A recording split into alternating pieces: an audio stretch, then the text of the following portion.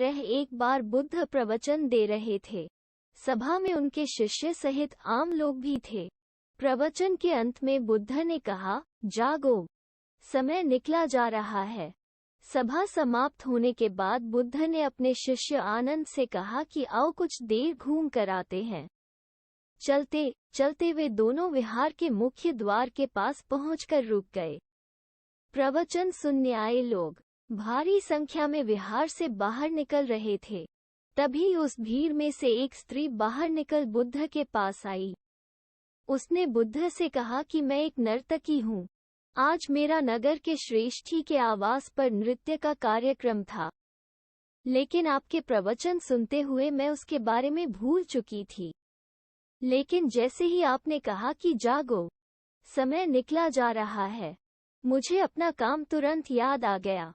इसके लिए आपको धन्यवाद। नर्तकी के जाने के बाद एक व्यक्ति उनकी ओर आया और कहा कि तथागत, मैं आपसे कुछ नहीं छिपाऊंगा। मैं एक डाकू हूँ। यहाँ आकर मैं भूल गया था कि मुझे आज डाका डालने जाना है, लेकिन आपके प्रवचन सुनकर मुझे अपना काम याद आ गया। इसके लिए आपका धन्यवाद। तभी एक बुजुर्ग व्यक्ति उनके पास आया और उसने विनीत भाव से कहा, तथागत, मैं जिंदगी भर लोभ में फंसा भटकता रहा। अब जब लग रहा है कि जीवन का अंत समय आ गया है, तो मुझे एहसास हो रहा है कि मैंने अपनी पूरी जिंदगी व्यर्थ ही गंवा दी। आपके प्रवचन ने मेरी आंखें खोल दी। अब मैं मोह माया छोड़कर निर्वाण के रास्ते पर चलना चाहता हूँ।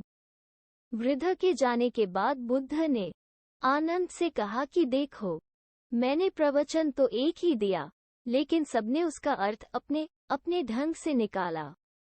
जिसकी जितनी झोली होती है, वो उतना ही पाता है। इसी तरह निर्वाण का दान पाने के लिए झोली को भी उसके लायक होना होता है। मन की शुद्धि के बिना निर्वाण नहीं मिलता।